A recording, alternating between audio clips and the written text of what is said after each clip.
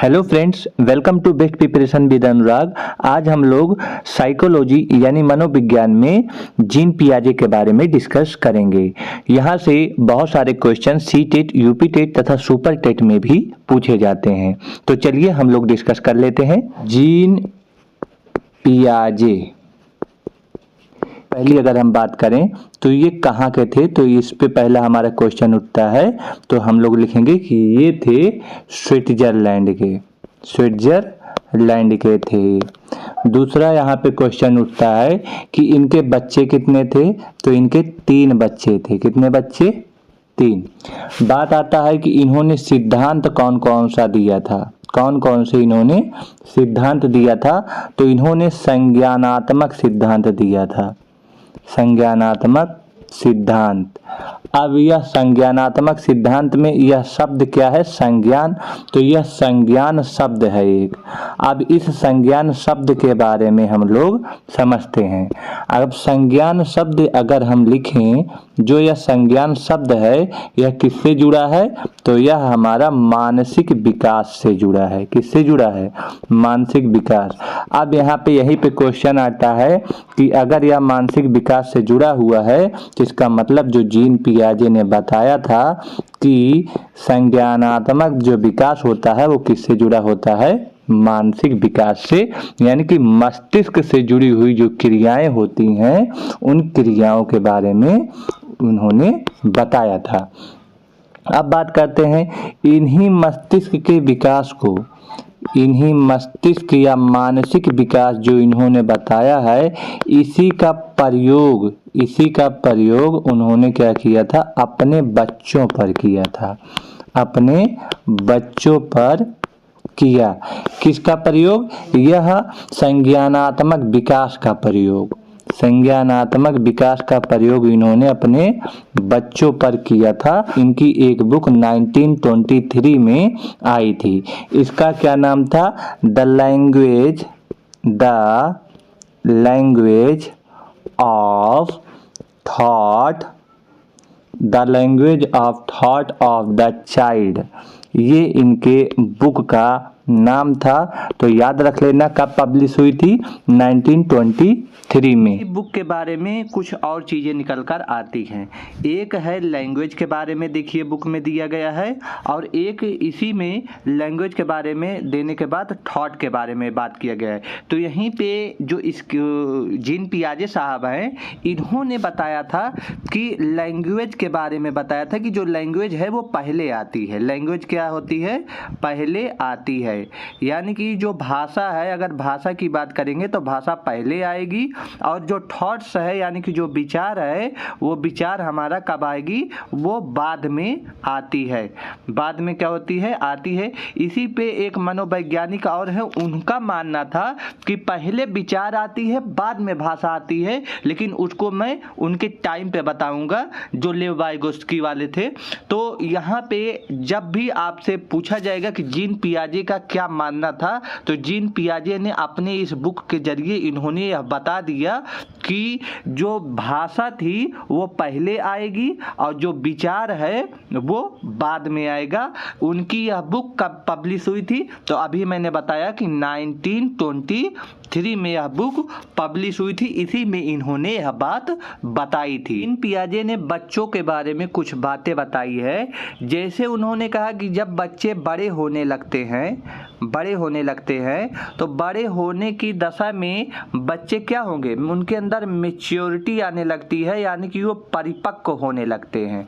और जब बच्चों के अंदर मैच्योरिटी, परिपक्वता आने लगती है, तो जो वस्तु होती है, कोई भी वस्तु हो, उसके बारे में क्या होने लगे? उनको पता, यानी कि वस्तु के बारे में वो जानने लग जाते हैं कि यह वस्तु किस तरह से है, इसमें क्या लगा है, ये किस काम आएगा, उसके बारे में। इसका सीधा सा मतलब है कि वो खुद से, बच्चे जो होए वो खुद से सक्रिय रूप अपने आप से ही वस्तुओं के बारे में जानने लगे। तो वो खुद से सिद्धांतों का निर्माण किए कि नहीं?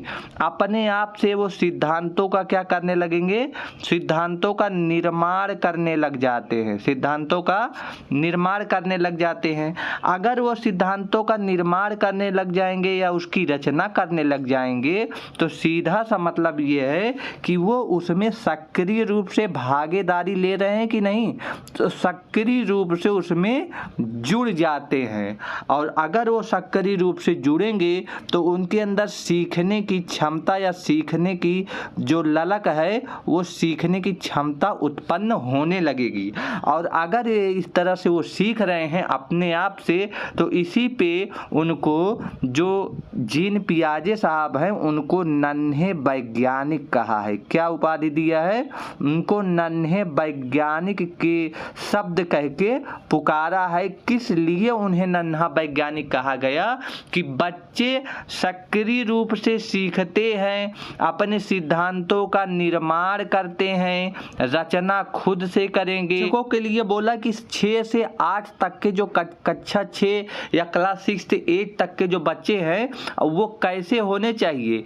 ए ग्रेड वाले बच्चे होने चाहिए। ऐसे बच्चों को हमें जो 6 से 8 क्लास वाले बच्चे हैं उनको समस्याएं देनी चाहिए। ऐसी समस्या नहीं, जो कुछ आप उनको सिखाना चाह रहे हो उनकी समस्या दो, उसी चीज़ को लेकर समस्या दो, यानी कि परिस्थितियों का निर्माण करो।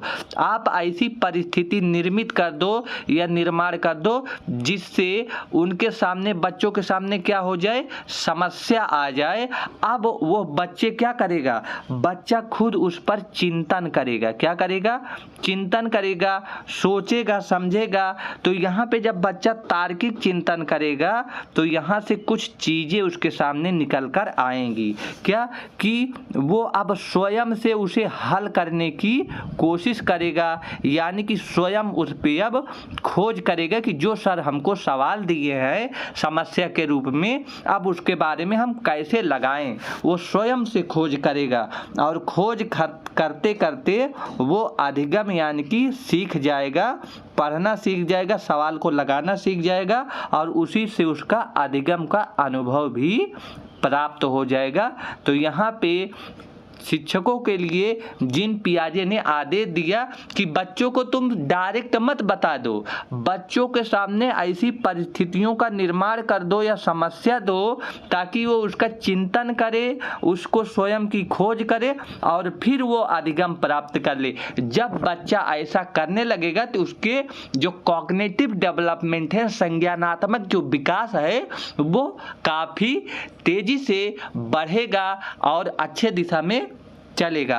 आगे हम लोग बात कर लेते हैं कुछ अलग पॉइंट पे।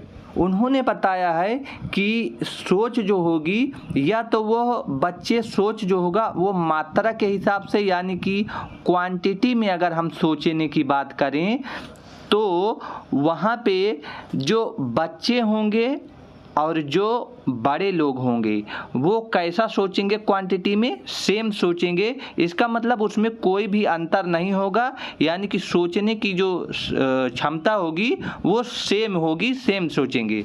लेकिन वहीं पे जब दूसरी बात अगर हम बात करें गुणात्मक सोच की बात करें, कैसी सोच?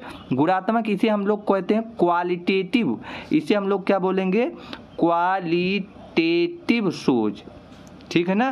क्वालिटेटिव सोच की बात करें या इसी को एक नाम है प्रकार के रूप में, इसी को हम लोग बोलते हैं टाइप में। अगर सोचा जाएगा टाइप में, प्रकार में या गुणात्मक में, तो वहाँ पे अंतर पाया जाएगा। जो बच्चे सोचेंगे और जो बड़े सोचेंगे उन दोनों में क्या होगा? डिफरेंस होगा। उसमें क्या होगा? डिफरेंस, यानी कि अंतर पाया जाएगा। इसका क्या मतलब? यहाँ पे तो सेम सोच रहे हैं, यहाँ पे सेम नहीं सोचेंगे, यहाँ पे सेम नहीं सोचा जाएगा, यहाँ पे डिफरेंट पाया जाएगा। यहाँ पे अच्छा कौन सोचेगा? तो जो बड़े लोग होंगे वो अच्छा सोचेंगे, यानी कि उनका सोचने का तरीका गुड होगा, लेकिन बच्चों का सोचने का तरीका कम होगा। वहाँ पे गुड हम एकदम खराब तो नहीं बोल सकते, लेकिन कम होगा। तो यहाँ पे यह चीज़ याद रखे रहना कि टाइप में अगर बात करेगा तो डिफरेंट सोचेंगे, गुणात्मक में यानी कि क्वालिटी में अगर सोचने की बात कहेगा तो भी डिफरेंट सोचेंगे, सिर्फ और सिर्फ क्वालिटी और मात्रा में ही सेम सोचा जाएगा। जब हम संज्ञानात्मक विकास यानी कि कॉग्निटिव डेवलपमेंट की बात कर रहे हैं तो किसके कॉग्निटिव विकास की बात हो रही है? तो बच्चे के कॉग्निटिव डेवलपमेंट की बात हो रही है। इसमें क्या है कि जब बच्चे का कॉग्निटिव विकास यानी कि संज्ञानात्मक विकास होगा, इसका क्या मतलब है कि उसका मानसिक विकास कैसा है उसके बारे में बात हो रहा है कि मेंटल डेवलपमेंट के बारे में क्या होगा। तो जब भी उसका मेंटल डेवलपमेंट के बारे में कोई भी बात होगी या संज्ञानात्मक विकास के बारे में होगी तो उसको जीन पियाजे ने बताया है कि यह बच्चों के स्तर को कैसे मापा जाए कि उसका जो मानसिक विकास है वो काफ़ी बेहतर है। तो उस स्तर को अगर मुझे क्या करना है, नापना है या फिर उसे मापना है तो कैसे मापेंगे? उसे मापने का सबसे बेहतर प्रणाली कौन है? अगर इसके बारे में हमसे पूछ कि जीन पियाजे ने इसके बारे में क्या बताया है तो सबसे बेहतर प्रणाली कौन सी है? परीक्षा प्रणाली। याद रखे रहना, पूछा गया है ये सारी चीजें, तभी इसको मैं बता रहा हूँ। परीक्षा प्रणाली है और परीक्षा प्रणाली होगी कहाँ? तो यह विद्यालय में होगी। कहाँ पे होगी? विद्यालय में होगी। या फिर विद्यालय न देगा तो बोलेगा कक्षा में होगी। यही तो होगी परीक्षा प्रणाली। और यहाँ पे होगा क्या? यहाँ पे जो बच्चा है वो क्या होगा? वो स्वतंत्र रूप से सीखेगा। जो हमारा ये बच्चा है, बच्चा कैसे होगा? स्वतंत्र रूप से सीखेगा। इसको भी दिमाग में रखे रहना कि स्वतंत्र रूप से, ठीक है ना? स्वतंत्र रूप से बच्चा क्या करेगा? यहाँ पे अपने बातों को अभिव्यक्त करेगा या सीखेगा। क्या सीखेगा? या फिर अपनी बातों को अभिव्यक्त करेगा। ये भी बात दिमाग में याद रख लेना कि अभिव्यक्त करे या फिर सीखे। यह सारी चीज़ें मानसिक स्तर को नापने के लिए जीन पियाजे ने सबसे बेहतर प्रणाली को अगर कौन सा बताया था तो परीक्षा प्रणाली। यह बात बताई है जीन पियाजे ने कि बच्चों को अगर मानसिक स्तर यानी कि कॉग्निटिव डेवलपमेंट को मापना है तो परीक्षा प्रणाली ही बेहतर है और उसके लिए विद्यालयी शिक्षा या फिर कक्षा में ही यह परीक्षा प्रणाली संभव होती है। इससे बच्चा क्या होगा? स्वतंत्र रूप से सीखेगा या अपनी बातों को अभिव्यक्त करेगा। क्षैतिज अभाव है, यह कब डेवलप होता है या क्या होता है? इसका सीधा सा मतलब है जो बच्चा है वो एक समय में एक ही काम सीख पाएगा। कब? कि एक कोई समय है, कोई पर्टिकुलर टाइम है, उस पर्टिकुलर टाइम पे एक ही कार्य कर पाता है, एक ही कार्य करेगा, एक ही कार्य करेगा। इसका क्या मतलब है? इसका सीधा सा मतलब है अगर इसी से मिलता जुलता बच्चे के बारे में बोल रहा हूँ कि इसी से मिलता जुलता अगर उसे बात को सिखा दिए ये वाला और उसके बाद उसे इसी से मिलता जुलता कोई कार्य दे दिया जाए तो वह कार्य कर पाएगा? तो याद रखना वह कार्य नहीं कर पाएगा। यही तो बात है। उसे ही हम लोग कहते हैं हॉरिजॉन्टल डिकेज या फिर क्षैतिज अभाव कहते हैं कि बच्चा एक ही समय में एक ही कार्य करे और उसी से मिलता जुलता अगर कोई काम उसे दे दिया जाए तो वह काम करने में सक्षम नहीं होगा। यही है हमारा क्षैतिज अभाव। ये भी पूछा गया है आपसे। ये जीन पियाजे के कॉन्सेप्ट में सारी चीजें शामिल है, तो आप लोग अच्छे से सारी चीजों को कंठस्थ करते हुए चलिए। कॉग्निटिव डेवलपमेंट के जो स्टेजेज हैं उसके बारे में हम लोग बात करेंगे कि इसमें क्या बात कही गई है। इसका मतलब है संज्ञानात्मक जो विकास है उसमें कौन कौन सी अवस्थाएं या कितनी अवस्था पाई जाती है, ये हमको समझना है। तो याद रखे रहना, इसमें जो पहली अवस्था होती है उसे हम लोग बोलते हैं सेंसरी मोटर। इसे हम लोग बोलते हैं गामक क्रिया। इसे हम लोग गामक क्रिया बोले। दूसरी जो अवस्था होती है वो है प्री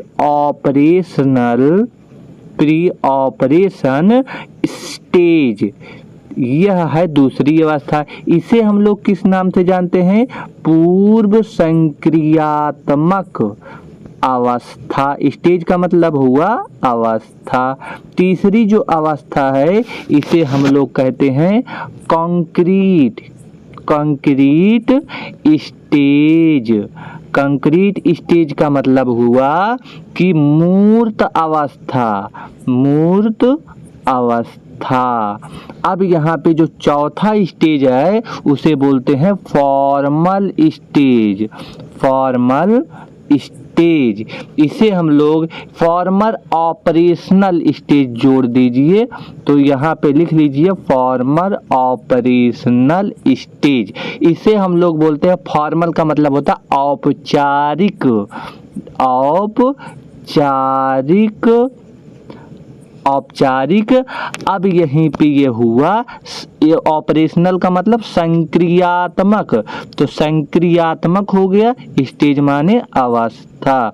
इसे ही हम लोग अमूर्त भी बोलते हैं, कहीं कहीं पे आपको अमूर्त भी लिखा है, अमूर्त संक्रियात्मक अवस्था।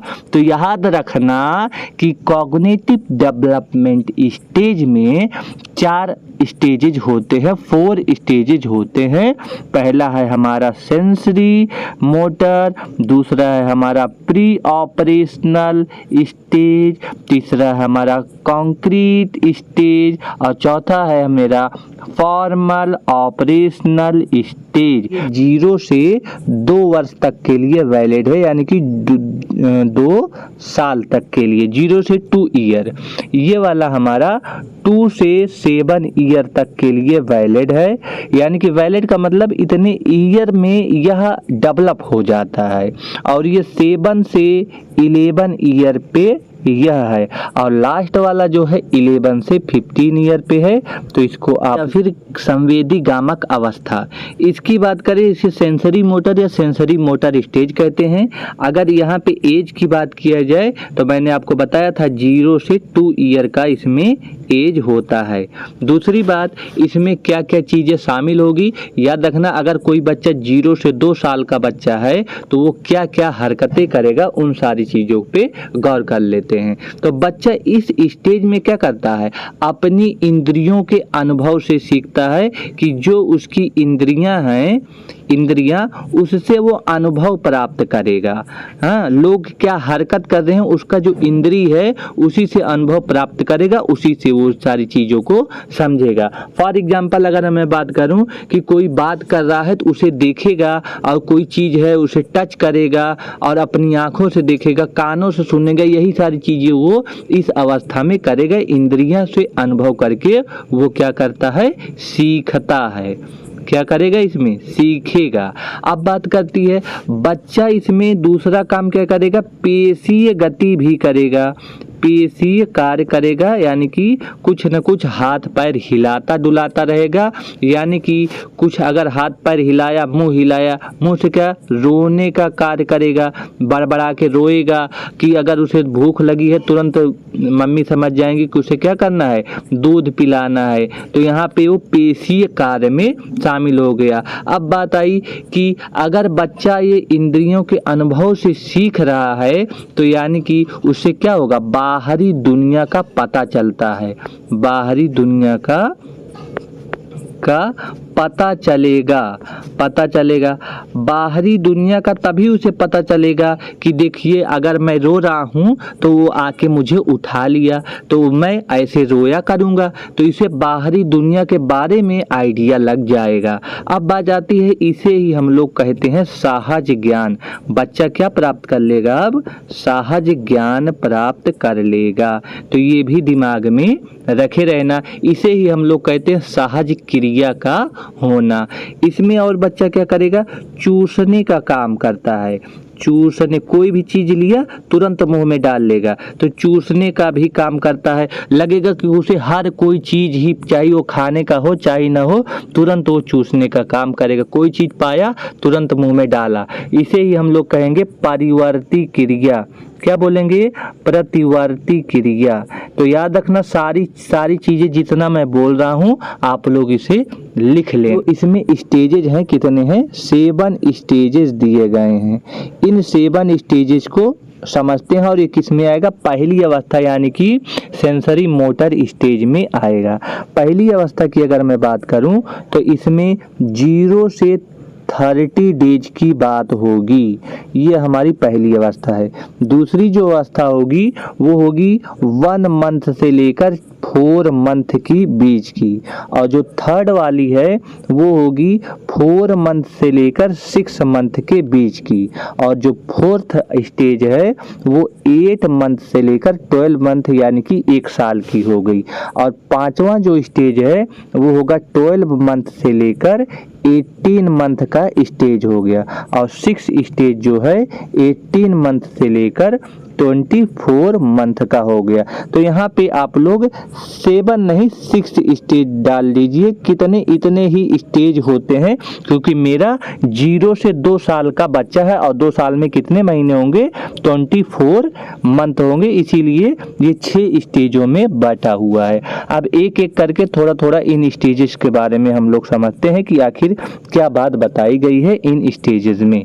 अगर बच्चा 0 से 30 डेज की बात है तो इसमें क्या करेगा, वो सहज क्रिया करेगा। सहज क्रिया अभी मैंने आपको पहले बता दिया है, सहज क्रिया क्या होगा, इसमें वो चूसने का काम करता है, चूसेगा, चूसने का काम इसमें करेगा, यही सारी चीजें। अब यहाँ पे इसमें क्या करेगा, इसे हम लोग कहेंगे वृत्तीय गति, वृत्तीय प्रतिवर्ती क्रिया करेगा। अभी प्रतिवर्ती क्रिया के बारे में हमने बताया, तो वृत्तीय प्रतिवर्ती क्रिया क्या होगी, इसमें कुछ परिवर्तन होगा, यानी कि पेशीय कार्य करेगा। अगर परिवर्तन हो रहा है तो क्या परिवर्तन होगा, हाथ पैर हिलाएगा तभी तो परिवर्तन होगा, इसका मतलब है पेशीय कार्य होगा। अब अगर पेशीय कार्य हो रहा है तो उससे कोई भी काम किया, जैसे खिलौना लिया कोई, तो उसे बार बार वही चीज दोहराएगा, तो इसमें दोहराने का भी काम किया जाएगा, तो ये भी याद रखे रहना। अब आगे अगर मैं बात करूं, ये प्रतिवर्ती क्रिया की प्राथमिक स्टेज है, क्या है, प्राथमिक स्टेज है, ये भी दिमाग में रखे रहना, प्राथमिक स्टेज में ये बात बताई जाएगी। अगले इसमें बोलेंगे कि वृत्तीय प्रतिवर्ती क्रिया ये भी है, लेकिन ये कौन सा रहेगा, ये गौण रहेगा। कैसा रहेगा, गौण रहेगा। अब इसका क्या मतलब है, इसमें जो बच्चा होगा वस्तु को स्पर्श करेगा, वस्तु को क्या करेगा, स्पर्श, यानी कि उसे छुएगा। अगर वो उसे छू रहा है और उसी को छूने से उसे सुख की प्राप्ति होती है, सुख की प्राप्ति, तो आपसे यही क्वेश्चन पूछा जाएगा कि किस स्टेज में बच्चों को किसी चीज को छूने से सुख की प्राप्ति होती है, वो कौन सा स्टेज है, तो आप लोग सीधे बोलेंगे 4 मंथ से 6 मंथ का स्टेज वाला वह अवस्था होती है कि बच्चा बार बार वस्तु को स्पर्श करके उसके सुख का, अपने सुख का आनंद लेता है, उसे बहुत मजा आता है। ये होता है कौन सी स्टेज, वृत्तीय प्रतिवर्ती क्रिया का गौण स्टेज होता है। अब आते हैं ये वाला फोर्थ वाला स्टेज, इसमें क्या होता है, यहाँ पे इसकी मेटा समन्वय होता है। क्या होता है, इसकी मेटा समन्वय, यह भी क्या होगा, गौण रहेगा। गौण मतलब कम, यह भी क्या रहेगा, गौण। इसमें क्या होता है, वो बड़ों का अनुकरण करेगा, बच्चे बड़े लोग जो कहेंगे उसी का इसमें अनुकरण करेगा, उन्हीं की बातों को मानेगा, और उन्हीं की अनुकरण करके बातों को क्या करेगा, सीखता है, सीखेगा उन्हीं सारी चीजों को। यह बात क्लियर हो गई। अब यहाँ पे आती है ये वाली स्टेज, इसे हम बोलते हैं वृत्तीय प्राथमिक अवस्था। लिख लीजिए इसे, वृत्तीय प्राथमिक नहीं है, प्रतिवर्ती है ना, तो इसमें भी प्रतिवर्ती होगा, प्रतिवर्ती अवस्था। इसमें क्या बात कही जाएगी, तो यहाँ पे आप लोग समझिए, यह कौन सी अवस्था है, पहली अवस्था ये प्राथमिक वाली हो गई, ये वाली गौण हो गई, उसी में जाएगा। यह वाला थर्ड हो गया, 1 2 3, तो यह वृत्तीय प्राथमिक अवस्था जो है थर्ड है, तृतीय आप लोग डाल दीजिए। यहाँ पे क्या करेगा, वस्तु को बार बार कोशिश करेगा जानने के बारे में उस वस्तु को और भूल भी जाएगा। तो इसमें उसके बारे में प्रयत्न भी करेगा और उसे भूल भी जाएगा। तो यही सारी चीज़ से उसे सीख मिलती है। तो इसमें पूछ सकता है कि बताइए किस अवस्था में बच्चा वस्तु के बारे में बहुत ज़्यादा प्रयत्न करता है और सीखता है, भूलता है। तो यह 5वीं स्टेज होती है। और लास्ट वाला स्टेज है नए साधनों की खोज। यहाँ पे कुछ वो नई चीज़ों के बारे में खोज करेगा, तो नए खोज की अवस्था इसे बोलते हैं।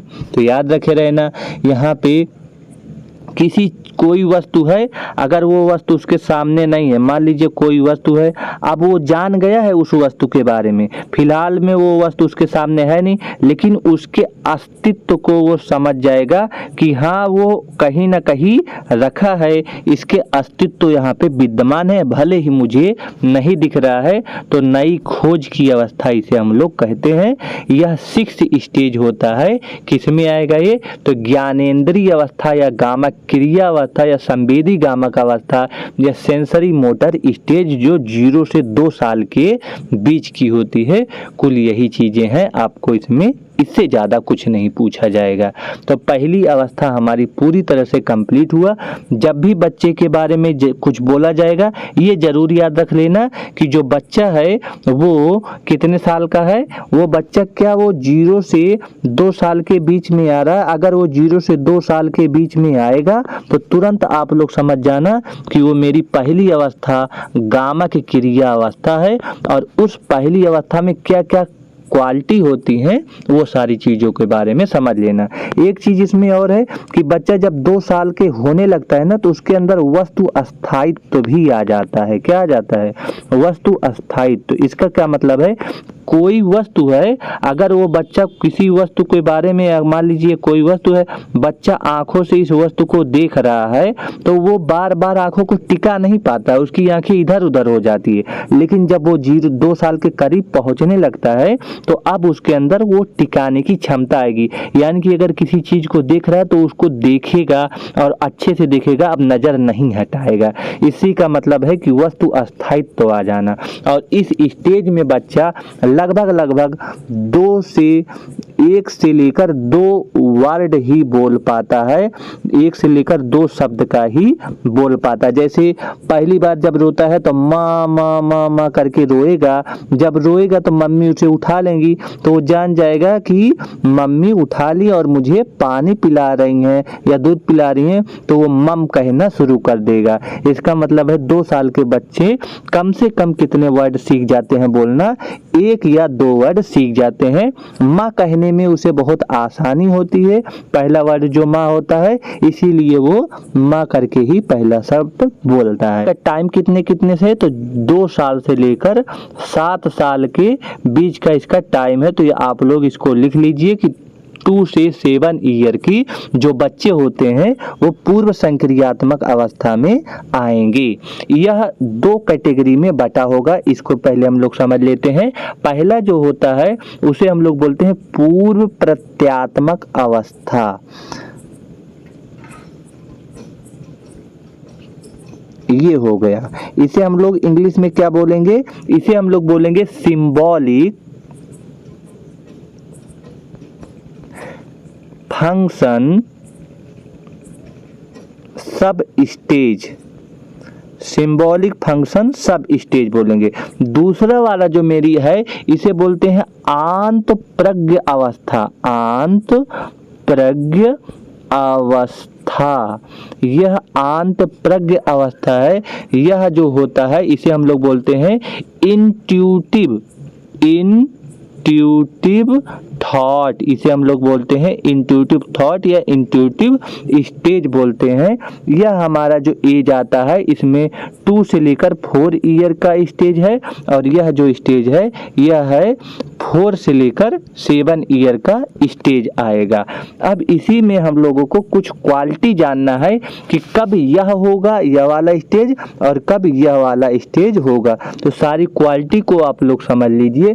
पहली वस्तु को इसमें सजीव समझ लेगा कि यह इसमें जान है। कोई कहानी अगर सुनाई जाएगी, उसे काल्पनिक कहानी सुनाएगी, वो कहानी को एकदम सही सही मान लेगा कि सच में ऐसा हो रहा है। उसके सामने ऐसी कहानियां चलने लगती हैं आंखों के सामने, तो उसे ही हम लोग बोलते हैं ईगोसेंट्रिक। निर्जीव वस्तु को सजीव समझ लेना बच्चे की यह क्वालिटी है। आपसे ऐसा बताया जाएगा कि बताइए, बच्चे को अगर एक पेन दिया जाए और उससे बोला जाए कि वाह इसमें कितनी अच्छी सर है, कितना अच्छा, ये देखो एक गुड़िया की तरह लग रहा है, तो वो उसको एकदम समझ लेगा कि हाँ सच में ये इसमें जान है, ये बोलता है, चलता है, इस तरह की कुछ बातें। बात आती है इस अवस्था में बच्चों के अंदर भाषा का विकास बहुत तेजी से हो जाता है। तो भाषा विकास क्या हो जाएगा, इसमें तेज हो जाता है इस अवस्था में। और यह अवस्था हमेशा कुछ न कुछ वो खोजता ही रहता है। तो यह अवस्था जो है खोज की अवस्था कहलाती है। ये भी आप लोग समझ लेना कि यह अवस्था खोज की अवस्था कहलाएगी। इसमें हमेशा कुछ न कुछ खोजता रहेगा बच्चा, ठीक है ना। तो ये सारी चीज़ें आप लोग क्लियर हो गया। अब इसी का एक वर्ड है सिंबॉलिक फंक्शन सब स्टेज। इसके बारे में भी हम लोग समझ लेते हैं। जो ये सिंबॉलिक फंक्शन सब स्टेज की बात करें तो यहाँ पे देखिए सिंबॉलिक वर्ड दिया गया है। इसी सिंबॉलिक का मतलब यही है कि बच्चा इस अवस्था में संकेत चिन्हों का प्रयोग करेगा। कोई संकेत करके या कोई चिन्ह अपने मस्तिष्क में ग्रहण कर ले रहा है और उसी से उसको समझ में आ जाएगा। तो मस्तिष्क में कोई सिंबल या प्रतीक को ग्रहण कर लेगा, और अगर यह ग्रहण कर लिया तो वो सूचकता को बताता है, यानी कि सूचकता का बच्चा प्रयोग करेगा। वो पता चल गया कि मुझे अब ऐसी ही ऐसी बातें करनी है या ऐसे हिंट करना, पैर हिलाना है, मम्मी जान जाएंगी कि बच्चे को पेशाब लग गया या पोटी किया है। वो रोएगा तो मम्मी जान जाएंगी कि दूध पिलाना है। तो ये सारी चीजें इस तरह की सूचकता का वो प्रयोग करेगा। अब बात है अगर सूचकता का प्रयोग करेगा तो किस चीज के लिए, तो मैंने आपको बताया जैसे उसे पानी पीना है तो वो कौन सा सूचना करेगा, मम, माँ निकालेगा, बोलेगा मम मम मम मम, तो मम्मी जान जाएंगी कि उसे पानी पीना है। तो इस तरह से वह बच्चा इस अवस्था में एक या दो ही वर्ड वो क्या कर पाता है, बोल पाता है। अभी मैंने इसको अंत प्रज्ञ अवस्था, अंत प्रज्ञ अवस्था में क्या होगा, बच्चा यहाँ पे 3 से कितने साल का, यानी कि 4 से कितने साल का हो जाएगा, 7 साल का लगभग हो जाएगा। तो याद रखे रहना इस अवस्था में बच्चा लगभग 3 से लेकर, ये 8 से लेकर 10 वर्ड लगभग बोल पाता है। कितने वर्ड बोल पाएगा, 8 से 10 वर्ड वो बोल लेगा, वो सीख जाता है। तो ये भी क्वेश्चन पूछा गया है। यहाँ पे बच्चा क्या होगा, अनुत्क्रमणीय, अनुत्क्रमणीय ये भी एक वर्ड है, ये भी समझ लीजिए कि अनुत्क्रमणीयता इसमें रहेगी। बच्चे में क्या रहेगी, अनुत्क्रमणीयता। इसका मतलब बच्चा अगर ये दो चीज है इस तरह से, तो अगर उस बच्चे को बोले कि यहाँ से लेकर यहाँ तक जाइए तो वो चला जाएगा, उसमें कोई दिक्कत नहीं है। लेकिन बच्चा इधर से इधर वापस नहीं आ पाता, यानी कि एक तरफ तो वो चला जाएगा लेकिन उस दूसरी तरफ से पहली जगह पे वो नहीं आ पाता है। यानी कि प्रारंभ से लेकर, अगर इसे हम प्रारंभ बोलें और इसे अंत बोलें, तो प्रारंभ से अंत तक वो चला जाएगा लेकिन अंत से प्रारंभ वो नहीं आ पाएगा। इसे ही हम बोलते हैं अनुत्क्रमणीयता का विकास उसके अंदर इतना हुआ रहता है। एक अगर मैं उसे छड़ दे दूं और उसे बोलूं कि बताओ ये छड़ है और एक यह छड़ है, बताओ कि यह छड़ में कौन सी लंबी है, जबकि दोनों छड़ हैं सेम लंबाई की, तो वो इसे ही लंबाई बोलेगा कि ये सबसे लंबी है, क्योंकि ये देखेगा कि ये देखो इतना आगे निकल गया है। वो पीछे का नहीं देखेगा, ये वाला नहीं देखेगा, और वो इसे बता देगा। तो आगे चला जाएगा, प्रारंभ से कहाँ चला जाएगा, अंत में चला जाएगा, लेकिन इस अंत से प्रारंभ की तरफ नहीं आ पाता है। इसे ही हम बोलते हैं अनुत्क्रमणीयता, यह बोलते हैं। उसमें इसका डेवलपमेंट इस अवस्था में हुआ रहता है। और यहाँ पे बच्चा जो है कोई अगर बात बोलेगा ना, वो बात को तुरंत मान लेगा। जैसे कोई कहानी सुना रहा है, काल्पनिक कहानी, तो उसे तुरंत मान लेगा।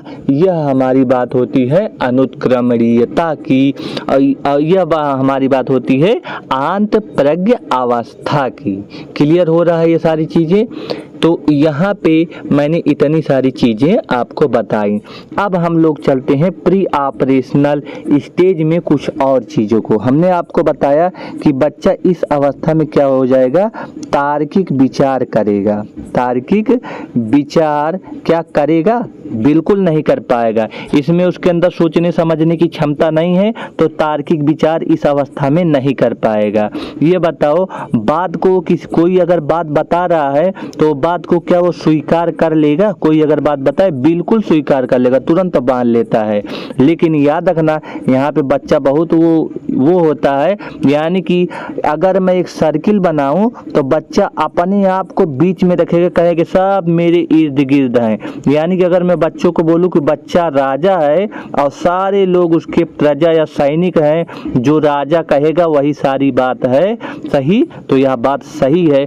बच्चा अपने को केंद्र में रखता है और सारी चीज़ों को कहता है सब मेरे गुलाम है, या जो मैं कहूँगा वही बात सत्य है।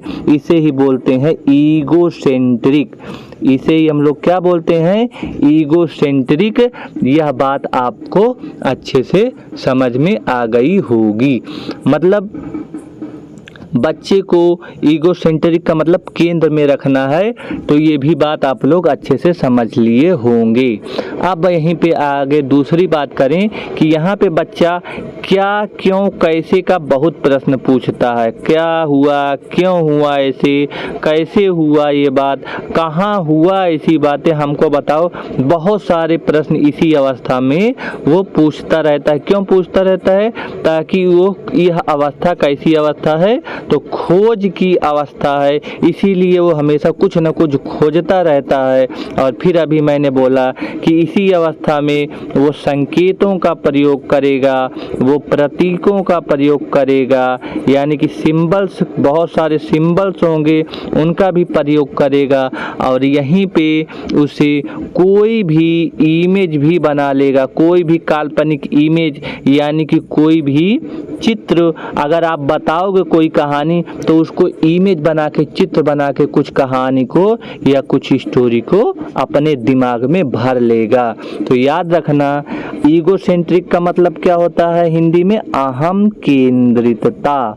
ये भी अगर कोई वर्ड दिया जाएगा तो याद रखे रहना। सकारात्मक जो विचार है, इस विचार का विकास अगर होगा तो इसका विकास क्या है? तो यह विकास याद रखे रहना एक गुण है। जब प्रतीकात्मक विचार का विकास होगा किसके अंदर? बच्चे के अंदर। जब इसका विकास होगा तो इसे हम एक क्वालिटी मानेंगे। ये कि यह क्या है? क्वालिटी है, ना कि इसकी कोई सीमा मानेंगे कि इसकी एक ये सीमा थी, इस सीमा तक इसका विकास हो गया। तो सीमा नहीं माना जाएगा, यह एक क्वालिटी यानी कि गुण माना जाएगा। कब? जब प्रतीकात्मक विचार की बात किया जाएगा बच्चे की, तब। क्वेश्चन बहुत बार, मूर्त संक्रियात्मक अवस्था की अगर हम लोग बात कर लें, इसे कॉन्क्रीट स्टेज कहते हैं। इसका जो एज है 7 से लेकर 12 ईयर के बीच है। तो यह एज का गैप याद रखना। इस टाइम का जो एज होता है इसे हम लोग उत्तर बाल्यावस्था कहते हैं। यानी कि जितने क्वालिटी हमें उत्तर बाल्यावस्था के दिखेंगे, सारे के सारे क्वालिटीज हमें मूर्त संक्रियात्मक अवस्था के बताए जाएंगे। इसका मतलब क्या है? जब भी हमें लेटर चाइल्डहुड की बात होगी तो लेटर चाइल्डहुड में हम सारे क्वालिटी याद रखेंगे। तो ये पहली बात समझ में आ गई हम लोगों को। अब यहीं पे आता है दूसरी बात यहाँ पे संरक्षण का सिद्धांत दिया गया है, संरक्षण का सिद्धांत। और संरक्षण का सिद्धांत का मतलब क्या है, इसे हम लोग बोलते हैं प्रिंसिपल ऑफ कंजर्वेशन थ्योरी। क्या लिखेंगे, प्रिंसिपल ऑफ कंजर्वेशन थ्योरी। आप लोग इसको भी लिख लीजिए, क्या चीज पूछ ले तो ये चीज हो गया। यहाँ पे क्या होता है, इसमें संरक्षण बात कर रहा है ना, तो यहाँ पे चीजें, कोई भी चीज होगी वो चीज क्या होगी, वो चीज हमेशा फिक्स ही तो होगी। अगर वो चीज फिक्स होगी इसका मतलब वो सुरक्षित होगा, यानी कि चीजों को क्या करना पड़ेगा, हमें सुरक्षित रखना होता है इसमें। अब बताओ, कोई चीज अगर फिक्स होगी तो उसमें हम कोई चेंजेस कर देंगे तभी तो वो फिक्स होगी। तो यहाँ पे कभी भी उसमें कोई वो चीज़ फिक्स है और उसमें हम चेंज कर दे रहे हैं तब वह अपना आकार फिक्स होगी कि नहीं होगी। मान के चलिए कि वो फिक्स होगी। कैसे होगी, एक एग्जाम्पल हम आपको बता रहे हैं। कैसे एग्जाम्पल, एक एग्जाम्पल आप लीजिए, मान लीजिए यह पूरा एक क्या है, एक यह पूरा एक 2 किलो का क्या है, ये 2 किलोग्राम का चावल है। अब यह फिक्स है कि यह 2 किलोग्राम का चावल है। अब इसमें हम चेंजेस कर दे रहे हैं कि थोड़ा थोड़ा करके यही चावल है, थोड़ा थोड़ा करके अलग अलग ग्रुप में बांट दिए हैं। अब बताओ क्या ये फिक्स होगी। अगर इसको इकट्ठा हम फिर से देखेंगे तो ये चीज़ें फिक्स ही रहेगी। इसको हमने चेंज कर दिया, क्या कर दिया, इसमें कुछ चेंजेस कर दिया। 2 किलोग्राम के चावल को थोड़े थोड़े ग्रुप में इस तरह से हमने बांट दिया, लेकिन ओवरऑल अगर हम लोग देखें चेंज करने पे कुछ नहीं हुआ, ये फिक्स ही रहेगा। इसे ही हम लोग बोलते हैं संरक्षण का सिद्धांत, यानी कि कंजर्वेशन थ्योरी से ही हम लोग बोलते हैं, principle of conservation theory. Clear हो रहा है कि नहीं। तो इसमें हम लोगों को क्या समझ में आया कि जो क्वांटिटी होती है, जो क्वांटिटी होगी वो क्या होगी, वो फिक्स होगी, यानी कि क्वांटिटी हमेशा सेम रहेगी, क्वांटिटी में कोई चेंजेज नहीं है। शेप भी उसका कैसा रहेगा, शेप भी चेंज हो सकता है, उसमें कोई दिक्कत नहीं है, लेकिन वो तब भी हमारा क्या रहेगा, फिक्स ही माना जाएगा। मान के चलिए इस तरह का शेप है ट्रायंगल का, और इसको हम छोटे छोटे इस तरह के ट्रायंगल में शेप में बना दें, लेकिन ओवरऑल अगर इसमें हमने चेंज कर दिया तो ये हमारा क्या रहेगा, फिक्स ही रहेगा। तो शेप को अगर चेंज कर दे रहे हैं उसे छोटे छोटे टुकड़े, तब भी वो फिक्स ही होगा। और क्या हुआ, अगर का भी आपको दे देगा कि इसके बहुत सारे पार्टिकल कर दे रहे हैं, मेनी पार्टिकल, यानी कि छोटे छोटे क्या कर दे रहे हैं, टुकड़े कर दिया जा रहा है, तो भी याद रखना वो फिक्स ही होगा। इसे ही हम लोग क्या बोलेंगे, संरक्षण का सिद्धांत बोलते हैं। तो आप लोगों को यह चीजें दिमाग में रखे रहना होगा। अब बात आती है कि अब संरक्षण की सिद्धांत हो गया, तो संरक्षण जो है ये कब आएगा, संरक्षण कब आएगा, संरक्षण हमारा तभी आएगा जब क्या होगा, उसमें 2 चीजें होंगी। पहला चीज होगी कि उसमें विलोमीयता हो, क्या हो, विलोमीयता आए। और दूसरी बात है जब उसमें तार्किकता आए, तभी यह चेंज संरक्षण होगा। अब बात आती है विलोमीयता का मतलब क्या है, तो यहाँ पे याद रखना कि मानसिक स्तर से सक्षम होना या विकसित होना, तो उसे ही हम लोग बोलते हैं, मानसिक स्तर से हम लोग क्या हो जाएं, सक्षम हो जाएं, या फिर हम मानसिक स्तर से क्या हो जाएं, विकसित हो जाएं, तब उसे हम बोलेंगे कि विलोमीयता का ज्ञान हो गया। विलोमीयता का सीधा कहने का मतलब ये हुआ कि आकार की समझ आ जाना, कोई भी शेप हुआ, साइज हुआ, उसकी आकार की क्या आ जाना, समझ आ जाना, उसे ही हम लोग कहेंगे विलोमीयता। अब यहीं पे बात आती है कि उसमें हमने बताया था तार्किकता भी हो, तो तार्किकता का क्या मतलब है? तार्किकता का मतलब है कोई वस्तु है और उस वस्तु की अगर हम समस्या पे गौर करें, समस्या, तो समस्याएं कितनी हो सकती हैं? या तो दो समस्या होगी या ग्रेटर देन दो, यानी कि दो से ज़्यादा समस्या होगी। अब इन दो या दो से ज़्यादा समस्याओं पे एक साथ अगर ध्यान दे दिया जाए, एक साथ ध्यान दे दिया जाए, ध्यान देना, उसे ही हम लोग कहते हैं कि तार्किकता। अब ये बताओ कि तार्किकता किसी दो ही चीज में, तो एक चीज में तार्किकता थोड़ी ना कर पाएंगे। अगर कोई दो चीज है हमारे पास, उन दो चीजों में अगर मान लो दो लोग हैं या दो से ज्यादा लोग हैं, तभी तो तर्क वितर्क हो पाएगा, तार्किकता तभी तो सिद्ध हो पाएगी। अकेले थोड़ी ना तार्किकता होगी। तो तार्किकता यानी कि कोई भी समस्या हो या कोई भी वस्तु हो आपका, वो वस्तु कब तार्किक होगी? या दो हो या दो से ज्यादा हो, तभी वो वस्तु तार्किकता साबित होगी। यही इसकी विशेषता होती है। तो विलोमीयता में हम लोगों ने समझा कि मानसिक स्तर से क्या हो जाना है? सक्षम हो जाना है। तार्किकता में हम लोगों ने क्या समझा कि तार्किकता में सीधी सीधी बात है, समस्या दे दी जाएगी और वो समस्या कितनी होगी? दो या फिर ग्रेटर देन दो होगा। अगर इसी विशेषता को एक साथ ध्यान दे दिया जाए, एक साथ इस पे समझ लिया जाए, तो यही हमारा तार्किकता कहलाएगा। अब अगर इसी में दो या दो से अधिक की बात हमने बोला तो क्या हो सकता है? हो सकता है उसमें लंबाई की बात कर दिया, भार की बात कर दिया, ऊंचाई की बात कर दिया, या फिर हमसे दूरी की बात कर दिया। बताइए दो से अधिक है कि नहीं? इन सारी चीजों पे एक साथ ध्यान देना है, एक साथ ध्यान देना ही क्या कहलाएगा? तार्किकता कहलाएगा। क्या यह बात आपको क्लियर हो रही है कि नहीं?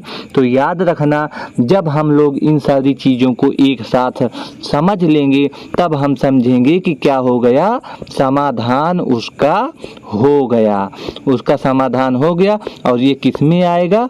यह आएगा तार्किकता में आएगा। तो ये बात समझ में आया कि नहीं आया? अब दूसरी अगर इसमें हम बात करें तो इसमें पलटावीकरण भी होगा। पलटावीकरण, पलटावीकरण का मतलब है रिवर्सिबिलिटी भी आएगी।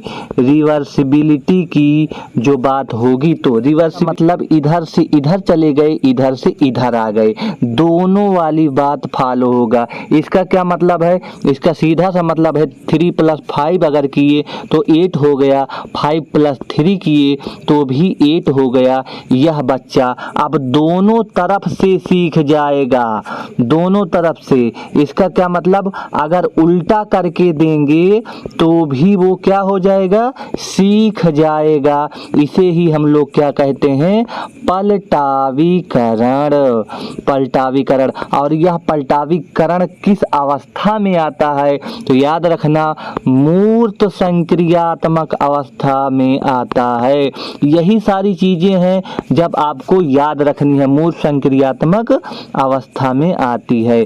तो इसे हम लोग याद रखेंगे कि पलटावीकरण हो गया, चाहे संरक्षण का सिद्धांत हो जाएगा, ये सारी चीजें उसी में आएगी। पलटावीकरण हो जाएगा, पलटावीकरण ये किस में आएगा? सब तीसरे वाले ग्रुप में आएगा, थर्ड वाले ग्रुप में आएगा। अब यहीं पे हम लोग आगे कुछ चलते हैं, समझ लेते हैं इसमें और क्या समझेंगे। जैसे अगर रिवर्सिबिलिटी का सिद्धांत हमने बताया पलटावीकरण, तो रिएक्शन में संबंध भी निकालेगा। रिएक्शन क्या हो गया? मान लीजिए कोई समीकरण है, समीकरण, उस समीकरण में हमको संबंध निकालना भी आ जाएगा। संबंध निकालना क्या हो जाएगा बच्चा? सीख जाता है, सीख जाता है। कैसे संबंध सीखेगा? मान लीजिए एक रिलेशन है A बराबर B समीकरण 1, और एक है B बराबर C समीकरण 2। अब बोलेगा कि बताइए A और C, मतलब यहाँ पे B और B अगर कॉमन दिख गया तो जाहिर सी बात है A किसके बराबर होगा? C के बराबर बराबर होगा, यही एक समीकरण है। ये अपने आप दोनों संबंध को ये बराबर कर देगा, कहेगा ये दोनों संबंध बराबर है तो ऑटोमेटिक इधर का भी बराबर हो जाएगा। तो इस कंडीशन से वो बता देगा कि ये बराबर सी है। इसका सीधा सा मतलब हम ये कह सकते हैं कि इस कंडीशन में हम लोग टू फाइंड आउट, हम लोग क्या फाइंड आउट कर सकते हैं, द रिलेशन बिटवीन, हम किस चीज के रिलेशन फाइंड आउट कर सकते हैं, इक्वेशन, इक्वेशन के रिलेशन को यहाँ पे फाइंड आउट किया जा सकता है। और इसी को ही हम लोग बोलते हैं ट्रांसिटिव इंटरफेरेंस, इंटरफेरेंस इसे ही हम लोग बोलते हैं। इसका क्या मतलब है, इसे बोलते हैं सकारात्मक परिणाम। क्या बोलते हैं, सकारात्मक परिणाम बोलते हैं। यही होता है कब, जब A बराबर हो B के, B बराबर हो C के, तो ऑटोमेटिक हमें पता है कि A बराबर C के हो जाएगा। इसे ही हम लोग बोलते हैं। इसमें क्या होता है, डिसेंट्रलाइजेशन भी पाया जाता है, डिसेंट्रलाइजेशन। अब ये क्या है डिसेंट्रलाइजेशन, इसका मतलब होता है विकेंद्रीकरण। क्या होगा, विकेंद्रीकरण। अब यह क्या है, यह विकेंद्रीकरण का मतलब है कि अब यहाँ पे बच्चा केंद्र में नहीं रहेगा, अब उसके अंदर समझदारी है, अब वो साइड साइड में भी रहेगा। बात जो सही होगा वह बात अब माना जाएगा। समावेशन में जो भी वर्गीकरण होगा, कक्षा में गए हैं, क्लास में गए हैं आप लोग, वहाँ पे बच्चों को वर्गीकृत कर दिया जाता है कि नहीं। छोटे बच्चे आगे खड़े होंगे, बड़े बच्चे पीछे खड़े होंगे ताकि देखने में समस्या ना हो, पढ़ने में। तो यहाँ पे कक्षा समावेशन में वर्गीकरण को भी सीख जाता है, बच्चा सीख जाता है। तो ये भी आप लोग दिमाग में रखे रहना कि यहाँ पे ऐसी चीजें होती हैं, सीख जाता है। ठीक, अब यह कैसे सीखेगा, तो जो वस्तु होगी, वस्तु के गुण के आधार पे, वस्तु के गुण के आधार पे वर्गीकृत किया जाता है। आधार पे क्या किया जाएगा, वर्गीकृत किया जाएगा। यह बात आपको क्लियर हो गया होगा। तो ये हमारा थर्ड स्टेज क्लियर हुआ। अब चलते हैं फोर्थ स्टेज पे, अमूर्त संक्रियात्मक अवस्था। इसे हम लोग औपचारिक संक्रियात्मक अवस्था से भी जानते हैं। अब यहाँ पे बात आती है कि जो यह स्टेज है, यह स्टेज कब से कब तक होगा, तो यह स्टेज होता है 11 से लेकर 11 से 15 ईयर के मध्य होगा। अब बात आते हैं इसमें क्या होगा, बच्चा इसमें अमूर्त चीजें यानी कि परिकल्पना, अभी परिकल्पित चीजें जो होगी उसके बारे में समझेगा। यानी कि अगर आपसे पूछ लेगा कि परिकल्पित निगमनात्मक तर्क, निगमनात्मक तर्क जो है क्या यह करना सीख जाएगा, तो ये बात बिल्कुल सही है। अब वो बच्चा, उसके अंदर ये चीजें क्या हो जाएंगी, विकसित हो जाएंगी। अब ये परिकल्पित निगमनात्मक तर्क क्या है, इसका सीधा सा मतलब है कि कोई भी अमूर्त बात है, कैसी बात है, अमूर्त बात अगर है कोई, तो उस अमूर्त बात को वो अपने आप में चिंतन कर सकता है। अमूर्त बात क्या है, ऐसी चीजें जो दिखती नहीं हैं, वो सिर्फ और सिर्फ क्या होती हैं, दिमाग में चलती हैं, कल्पना में चलती हैं हमारे, उसे ही हम लोग बोलते हैं अमूर्त बातें। तो यहाँ पे इसीलिए परिकल्पित दिया हुआ है, तो यहाँ पे अमूर्त बातों का क्या होगा, चिंतन हो जाएगा। तो लिख लेते हैं यहाँ पे, अमूर्त बातों पर क्या करेगा, चिंतन कर पाता है, चिंतन कर पाता है। तो ये बात क्लियर हो गया। बात आई, अब जो बात होगा, जो शाब्दिक बात है, शाब्दिक है, और एक बात है सांकेतिक। अब ये भी जो बात होगी, इसकी भी अभिव्यक्ति का प्रयोग होगा, अभिव्यक्ति का क्या करेगा, प्रयोग करेगा। ये बात याद रखना, पहले उसका प्रयोग नहीं कर पाता था लेकिन अब यह प्रयोग कर पाएगा। अब यहीं पे है तार्किक चिंतन भी करेगा, तार्किक चिंतन भी इसमें कर पाता है, तो ये भी दिमाग में रखे रहना, यानी कि इसका भी विकास हो जाता है। ठीक है, अब यह है समस्या जो कोई होगी, इसमें कोई भी जो समस्या आएगी उस समस्या का समाधान कर पाएगा कि नहीं कर पाएगा, तो उसका जो क्षमता है वो भी क्या हो जाएगा, विकसित हो जाएगा। तो ये सारी बातें याद रखे रहना। जबकि पिछला वाला जो स्टेज था उसमें भी क्या कर पाएगा, जो तर्क वाली चीजें हैं वो विकसित हो जाती थी। किस वाले में, जो थर्ड वाला स्टेज था, थर्ड वाला स्टेज, उसमें जिसे हम लोग क्या कहते थे, मूर्त संक्रियात्मक अवस्था, मूर्त संक्रियात्मक अवस्था में जो तर्क है वो विकसित हो जाता था। लेकिन यहाँ पे तर्क के साथ साथ चिंतन भी कर पाता है इस स्टेज में। तो याद रखना, ये सारी की सारी चीज़ें आपको नेसेसरी समझना है, जानना है, और यहीं पे चारों चीज़ें हमारी समाप्त है, यानी कि ऑर्गेनाइजेशन।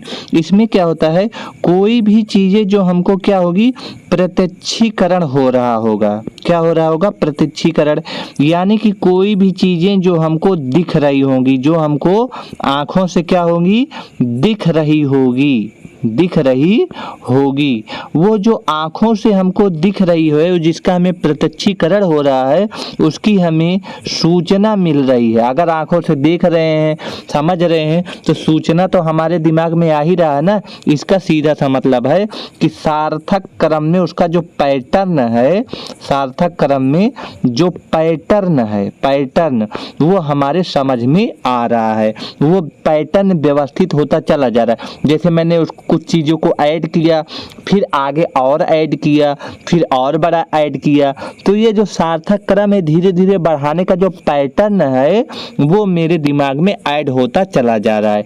इसका क्या मतलब है, इन्हीं सारी चीज़ों को जो सार्थक क्रम है, सूचनाओं का जो पैटर्न है, ये जब हमारे दिमाग में जुड़ता चला जाता है, पूरी तरह से ऐड होता चला जाता है, इसी लोगों को हम क्या बोलते हैं, संगठन बोलते हैं। कि हमारे दिमाग में जब सूचनाएं पूरी तरह से इकट्ठा होके बैठ जाती हैं, वही संगठन होता है, उसे ही ऑर्गेनाइजेशन बोलते हैं। दूसरी चीज़ों को हम समझते हैं इसमें, जो है वो क्या है, उसे बोलते हैं अनुकूलन। तो उसके भी बारे में हम लोग समझ लेते हैं।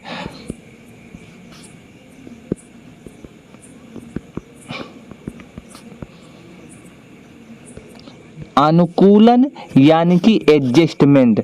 अब अगर मुझे अनुकूलन को समझना है तो यहाँ पे कोई भी हमारा जो पूर्व ज्ञान होगा, क्या पूर्व ज्ञान, वो पूर्व ज्ञान को हमने अपने दिमाग में रखा है। पहले का कोई ज्ञान है जिसको हम समझे हुए हैं, ठीक है ना।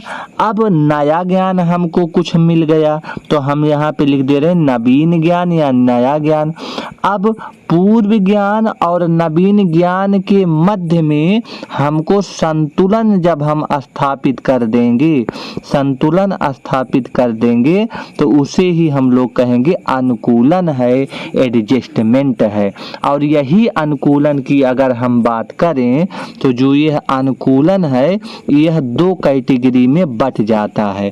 पहला है आत्मसातीकरण, इसे हम लोग बोलते हैं आत्मसातीकरण, इसे हम लोग बोलेंगे एसिमिलेशन, एसिमिलेशन, ठीक है ना, ये हो गया। दूसरा हम लोग बोलते हैं समायोजन, समायोजन, इसे हम लोग बोलते हैं एक्कोमोडेशन, एक्कोमोडेशन। और ये है अनुकूलन, इसे हम लोग क्या बोलते हैं, एडजस्टमेंट, एडजस्टमेंट, मेंट, यह हमारा अनुकूलन है। अब यह बात है कि आत्मसातीकरण में क्या होता है, तो याद रख लेना, जब हम लोग आत्मसातीकरण की बात करेंगे तो इसमें हमारा जो पुराना ज्ञान होगा, ओल्ड नॉलेज जो होगा, वहाँ पे जो न्यू नॉलेज आएगा, हमारा न्यू नॉलेज, तो ओल्ड नॉलेज और न्यू नॉलेज में याद रखना, हम अपने ओल्ड नॉलेज को चेंज नहीं करेंगे, इसे नहीं मानेंगे, बल्कि इसे ही इस न्यू नॉलेज से जोड़ देंगे। इससे क्या करेंगे, जोड़ देंगे। जैसे एक एग्जाम्पल अगर मैं बोलूं कि कोई आकाश में पतंग उड़ रहा है, क्या उड़ रहा है, पतंग उड़ रहा है, और वहीं पे बाद में मैंने देखा कोई चिड़िया उड़ रही है, चिड़िया, तो मेरे दिमाग में क्या है, पतंग पहले सेट हो गया है, तो चिड़िया को क्या मान लूँगा, पतंग मान लूँगा। मैं अपने पुराने नॉलेज को क्या चेंज किया, पतंग को ही, जो पतंग उड़ रहा था, क्या उसे मैंने चिड़िया माना, चिड़िया नहीं माना, बल्कि इसी चिड़िया को इस पतंग से मैंने जोड़ दिया। इसी चिड़िया को मैं कहूँगा कि यह पतंग है, उड़ रही है। तो आत्मसातीकरण में अच्छे से दिमाग रखे रहना कि कोई चेंज होगा आत्मसातीकरण में, तो नो चेंज, कोई चेंज नहीं होगा। किस में चेंज नहीं होगा, जो मेरा ओल्ड नॉलेज है उसमें हम लोग कोई चेंज नहीं करेंगे, यानी कि जो पूर्व ज्ञान है उस पूर्व ज्ञान में कोई चेंज नहीं होगा, इसे वैसे के वैसे रखेंगे। समझ में आया, इसे आत्मसातीकरण कहेंगे। जबकि समायोजन में क्या करेंगे हम लोग, समायोजन माने अकोमोडेशन, इसमें क्या करेंगे, इसमें जो मेरा पूर्व ज्ञान होगा, यानी कि जो ओल्ड नॉलेज होगा और जो नया ज्ञान होगा, नया ज्ञान, इसमें हम लोग पूर्व ज्ञान में चेंजेस कर देंगे, यानी कि यहाँ चेंजेस होगा। अब मैं समझ जाता हूँ कि यह जो है चिड़िया है, अब उसे हम लोग पतंग नहीं बोलेंगे, नया ज्ञान को इसमें चेंज कर दिए पुराने ज्ञान में, और नए ज्ञान को एक्सेप्ट कर लेंगे, उसे हम लोग एक्सेप्ट कर लेंगे। यह चीज़ हमारा क्लियर शायद हो गया होगा। यह दोनों के दोनों जो समायोजन है और जो हमारा आत्मसातीकरण है वो अनुकूलन में आएगा।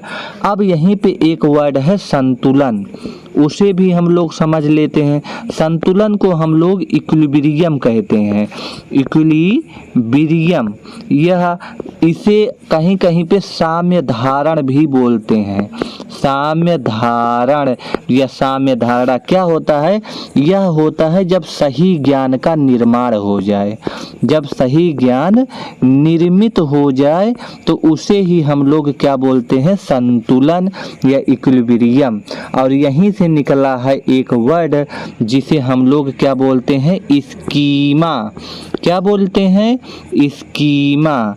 स्कीमा, अब स्कीमा के बारे में हमें समझना है, तो स्कीमा में याद रखना, जितनी भी छोटी छोटी क्रियाएं होंगी, जितनी भी छोटी छोटी क्रियाएं होंगी, उन क्रियाओं को क्या बोलेंगे हम लोग, गामक क्रिया।